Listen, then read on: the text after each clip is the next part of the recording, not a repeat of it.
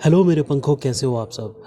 आज एक बहुत ही ज़बरदस्त और नई कहानी के साथ, जो कि सिलसिलेवार कहानी और इसके मल्टीपल एपिसोड्स में जितनी जल्दी हो सके मैं अपलोड करने की कोशिश करूँगा। एक बार फिर हाज़िर हूँ आप सबके सामने और आशा करता हूँ कि आप लोगों को ये कहानी बहुत पसंद आएगी।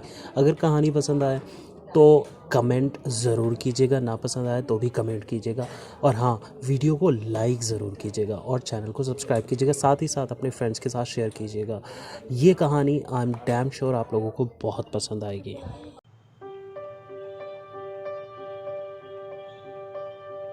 वो जिंदगी में तीसरी बार लखनऊ आया था, बल्कि अलिफ इमोशनल ब्लैकमेल करके लखनऊ लाया गया था। कजिन की मेहंदी को अभी 5 दिन बाकी थे, मगर मामू ने शर्त तक रख दी कि अगर अरसलान मेरे बेटे की शादी की तैयारियों में हाथ बटाने लखनऊ ना आया तो जिंदगी में कभी भी मुंबई का रुख नहीं करेंगे, बल्कि मुंबई वालों पर लखनऊ के दरवाजे बंद कर देंगे। फिर अम्मी जान की शाह पर अबू जान का दबाव ही इतना आया कि उसे हथियार डालने पड़े और उम्मी अबू से कब्ल ही लखनऊ का कस्द करना पड़ा।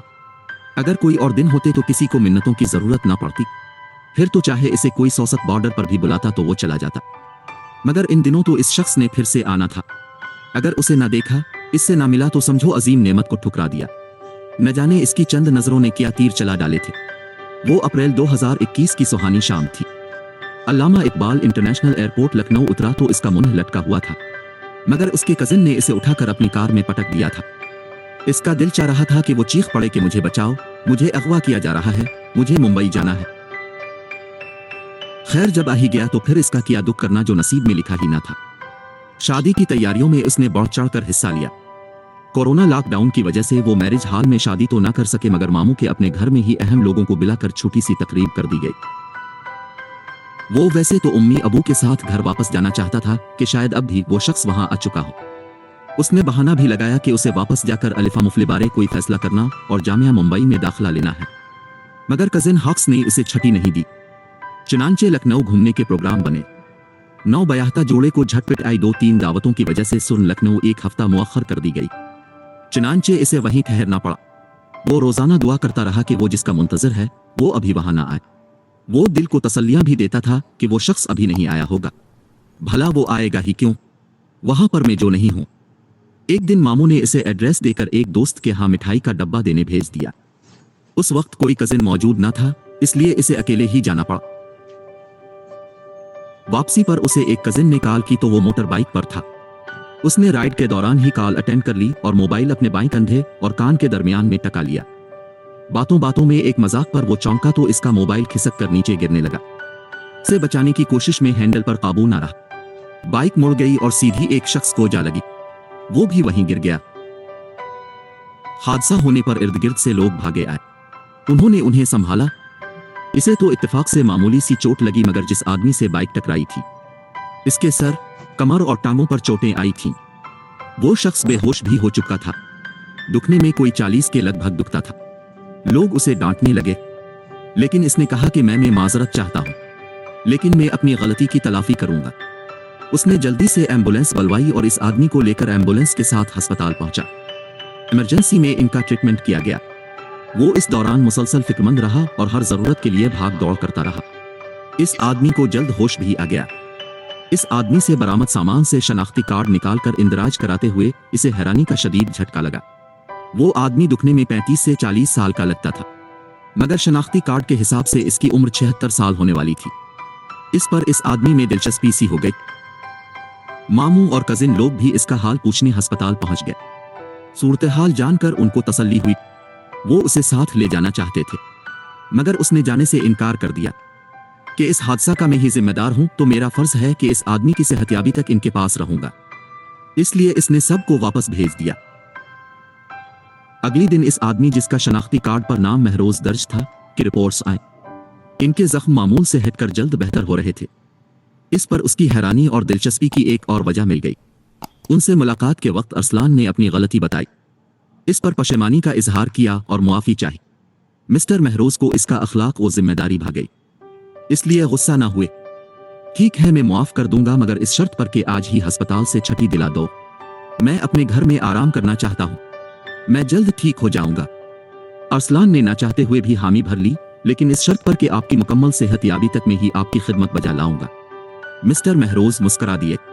मेरी खिदमत, वो तो मेरा बेटा ही काफी है। आपका बेटा? हाँ, सगा बेटा तो नहीं है। 20 साल पहले मुंबई में मिला था। तब वो सिर्फ 6 साल का था और लावारिस। मैं इसे ले आया और उसे अपना बेटा बना लिया। सच है कि अगर मेरा अपना बेटा जिंदा होता तो इतनी खिदमत नहीं कर सकता था जितनी इसने की। तो वो कहाँ है? अभी तक नहीं आया। शायद इसे इस हादसे की किसी ने खबर ना की होगी। बताइए, मैं उसे खबर कर दूं? नहीं, रहने दो। वो सारा साल मेरे साथ रहता है। साल बाद वो काम की गरज से मुंबई जाता है, 1 हफ्ते के लिए। अपनी हालत का बताकर क्यों खामखा उसके चंद फुर्सत के लम्हात को तबाह करना है? जो आप मुनासिब समझी। अरसलान शाम तक मिस्टर महरोज को उनके घर ले आया था। खाना खुलाने और दवा खुलाने के बाद इसने मिस्टर महरोज को सुला दिया। उन पर कंफर्टेबल ओढ़ते हुए इसकी नजर साइड टेबल पर पड़ी, जहां एक किताब पड़ी थी। अभी नींद नहीं आ रही थी, इसलिए वक्त गुजारी के लिए इसने वो किताब उठा ली। देखा तो पता चला कि वो तो एक डायरी है। एक बार तो उसे इनकी निजी चीज समझकर रखने लगा, मगर इसका तजस्सुस उसे उभार रहा था कि इसी में तुम्हारा तजस्सुस राम करने वाली बहुत सी चीजें होंगी, तो उसे लाजमी पढ़ो। चुनांचे इसने पहला पेज खोला। तारीख थी 15 नवंबर 2005। ये डियर डायरी, आज मैं एक अहम राज तुम्हें सौंपने जा रहा हूं, जो बरसों से अपने सीने में दफन रखा है, जिसके बारे में मेरी बीवी और बच्चे जानते थे ना मेरा इंतहाई ताबेदार खिदमतगुजार मुनहबोला बेटा। मैं कई साल से इस शख्स का इंतजार कर रहा हूं, मगर मुझसे अब और इंतजार नहीं होता इसका। आज 50 साल तो हो गए हैं इस वाकये को। न जाने वो कब आए। क्या पत्ता मैं इसकी आमद देखने तक रहूं ही ना। कभी कभी तो लगता है कि वो सब एक ख्वाब था। ऐसा मेरे साथ जिंदगी में कभी हुआ ही नहीं। मगर जब भी वो जबरजद और मोतियों का हार देखता हूं तो फिर वो सब लम्हात मेरे जहन में गर्दिश करते हैं और हर एक याद के सच होने का सबूत होते हैं। ये बात इस वक्त की है जब बांग्लादेश अभी पाकिस्तान का हिस्सा था। मैं ढाका में चचा के साथ 3 साल से काम कर रहा था। मेरी उम्र उस वक्त 25 साल थी। अगले महीने दिसंबर 1970 में आम इंतखाबात होने वाले थे, मगर मशरकी पाकिस्तान में आम आदमी के लिए हालात काफी खराब हो चुके थे। तो मैंने मुंबई वापस जाने का सोचा, मगर हवाई और बहरी जहाज दोनों से मुंबई जाना भारत की वजह से दुश्वार सा हो गया था। इतने में एक दोस्त ने मुझे ऑस्ट्रेलिया जाने का मशवरा दिया।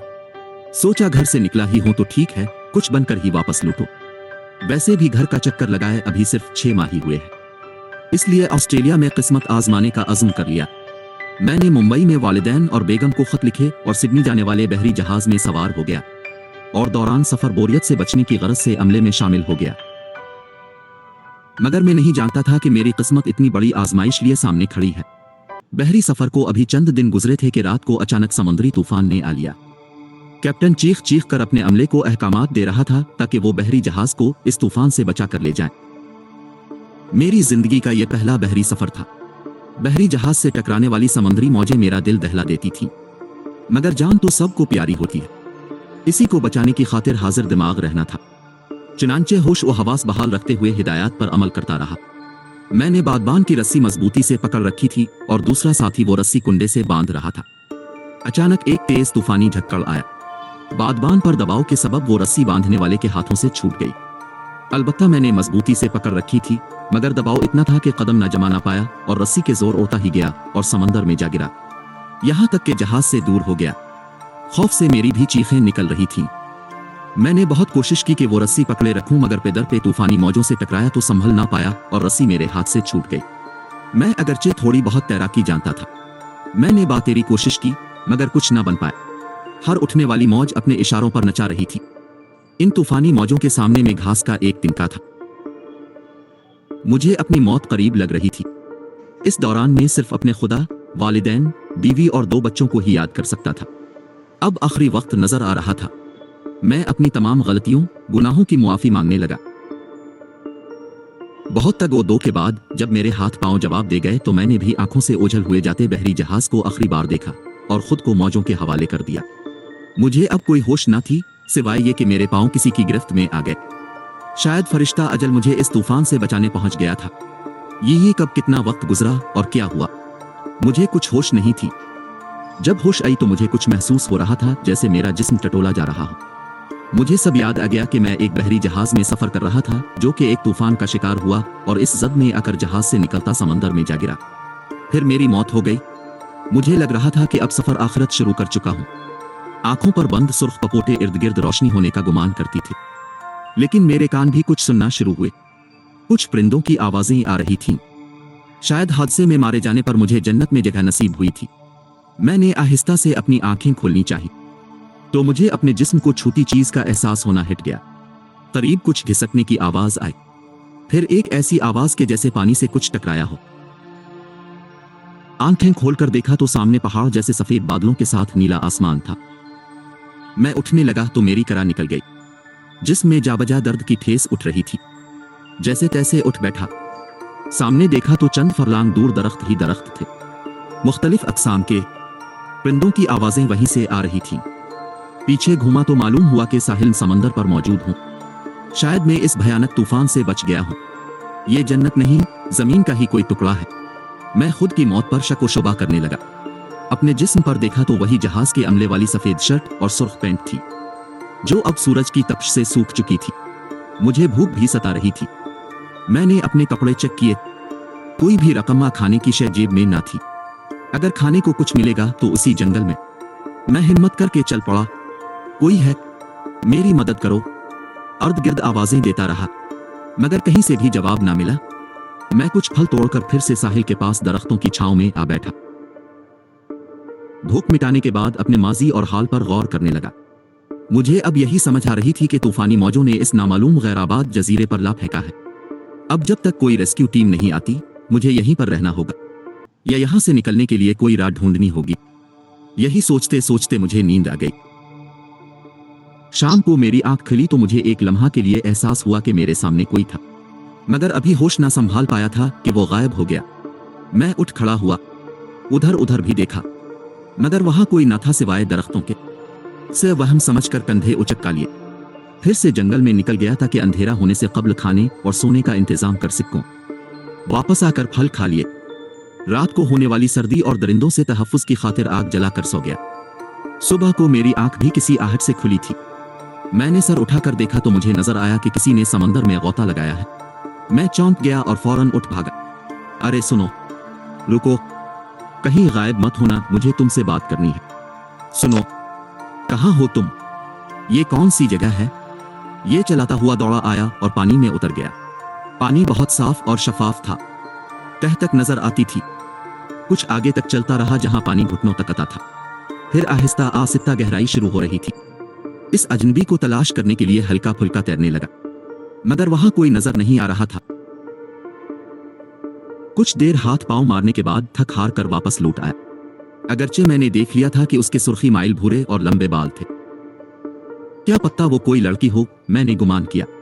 नहीं, कोई लड़की अपनी नंगी कमर लेकर भला क्यों घूमेगी? वैसे भी इसकी कमर यूं लड़कियों की तरह नहीं लगती थी। मैंने जो एक झलक उसकी देखी थी, दिमाग पर जोर देकर उसे सोचने लगा। नाश्ते के बाद फिर से जंगल में दाखिल हो गया। अपने अंदाजे के मुताबिक अभी सिर्फ 10 मिनट ही चला हूंगा कि मुझे जंगल की दूसरी समत में भी समंदर नजर आया। दूर दूर तक किसी जजीरे या खुश्की का नामो निशान न था। शायद ये इस जजीरे की चौड़ाई है। जजीरा ज्यादा बड़ा नहीं है। मैंने समंदर के साथ साथ लंबे से किनारे को देखते हुए सोचा। यही खिले में चूंकि कभी कपड़े उतार कर नहीं नहाया था, इसलिए समंदर में भी पैंट शर्ट समेत नहाने लगा। मैं बेफिक्री से नहा रहा था। अचानक मेरी नजर समंदर की सतह पर पड़ी। एक शय तेजी से मेरी जानिब बढ़ती आ रही थी। दुखने में वो कोई तिकोनी तख्ती मालूम हो रही थी। मेरे दिमाग ने जल्दी से काम किया। मैं बुरी तरह चौंक गया। वो आगे बढ़ने वाली चीज शार्क का फन था। शार्क मुझसे बिल्कुल चंद फुट के फासले पर थी। मुझे एक बार फिर से अपनी मौत नजर आने लगी कि जैसे अभी शार्क के तेज धार आरे नुमा दांतों में बुरी तरह जकड़ा जाऊंगा और वो उछाल उछाल कर मेरे टुकड़े करके खा जाएगी। ये सोचकर ही मेरे रूंगटे खड़े होने लगे।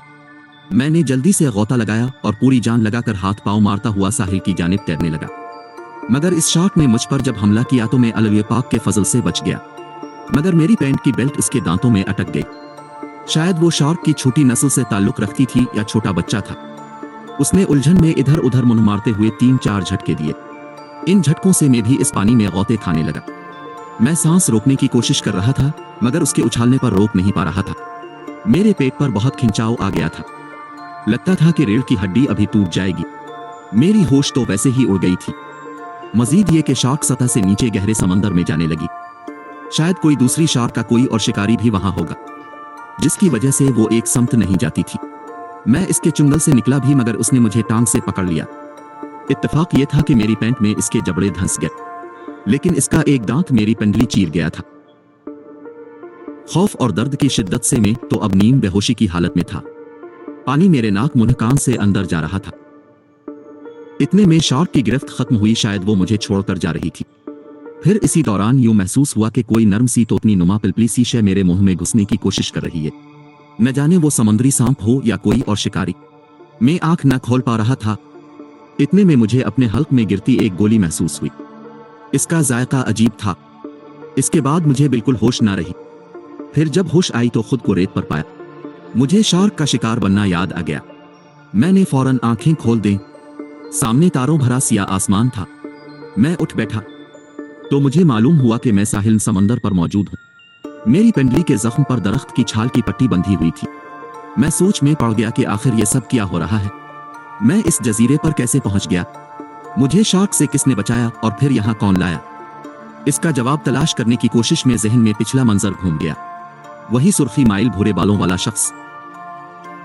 मैं सोचने लगा कि आखिर वो कौन है, मुझे यहां क्यों लाया है, वो मुझे क्यों बचा रहा है। अगर वो मेरा हमदर्द है तो मेरे सामने क्यों नहीं आता? अगर वो मेरा दुश्मन है तो मुझे जान से क्यों नहीं मार देता? उन्हीं सोचों में गुम में उठा और बड़े तहम्मुल और हौसले से चलता हुआ जंगल के किनारे से लकड़ियां उठाकर लाया और आग जलाई और तापने लगा। अपनी पेंट की तरफ देखा जो कि शार्क की मटभेड़ में काफी हद तक फट चुकी थी, तो उसे उतार फेंका। मैंने ढाका में सर्दी और समुद्री सफर की गरज से घुटनों तक जो नीकर पहना था, आज वही काम आया, वरना मेरे पास टांगों पर पहनने को कुछ ना बचता। फिर शर्ट भी उतार कर खुश्क की। सामने बड़ी बड़ी लहरों वाला समंदर था और पीछे मुख्तलिफ परिंदों और छोटे मोटे जानवरों की आवाजों वाला तारीक घना जंगल। तन्हाई काट रही थी और मैं शिद्दत से इसी शख्स की आमद का इंतजार करता रहा कि वो कहीं से आ जाए। आखिर उसकी आमद का इंतजार छोड़कर अपनी महबूब बेगम की याद में खो गया, जिसे बड़े मान से बया कर लाया था। जाने रात के किस पहर नींद आ गई, लेकिन सुबह आंख धूप की तपिश से खिली। उठकर मुंह हाथ धोया, पेंट को देखा तो मुझे आइडिया आया। एक शाख तोड़ी और जंगल और समंदर के दरमियान में साहिल पर गाड़ दी और उस पर अपनी पेंट लटका दी, ताकि अगर यहां से किसी हवाई बहरी जहाज या रेस्क्यू टीम का गुजर हो तो वो देख सकें कि यहां किसी को मदद की जरूरत है। इस दौरान जाने क्यों मुझे महसूस होता रहा कि कोई मुझे देख रहा है। मैंने बारहा अरगर्द देखा मगर कोई भी नजर नहीं आया। आखिर अपनी तन्हाई के शदीद एहसास के बाइस होने वाला वहम समझकर मुंह लटकाए में जंगल की तरफ चल निकला। इस दौरान भी ये एहसास लाहिक रहा। जंगल से 2-3 अकसाम के फल तोड़ लिए जो अभी तक मुझे मीठे और लजीज जायकादार महसूस हुए थे। मैं उन्हें लेकर एक छोटी सी चोटी पर चढ़कर बैठ गया। सामने जंगल के ढलवान से आगे मचलते समंदर का नजारा बहुत भला लग रहा था। अचानक मेरे करीब कुछ सरसराहट हुई, कुछ ऐसी थी कि जैसे सांप हो। मुझे तो बचपन से ही सांप से बहुत डर लगता था। मैंने जल्दी से उठकर इर्द गिर्द देखा। वहां सांप तो नहीं था, मगर जो था उसे देखकर रूंटे खड़े हो गए। मुझसे 10 फुट के फासले पर एक बहुत बड़ी छिपकली थी। ऐसी छिपकली जिसका जिक्र मैंने आज तक नहीं सुना था। शायद इसकी लंबाई मुझसे भी बड़ी होगी। इसके बड़े से मुंह से 2 शाखा जबान सांप की तरह पेनी पेना रही थी।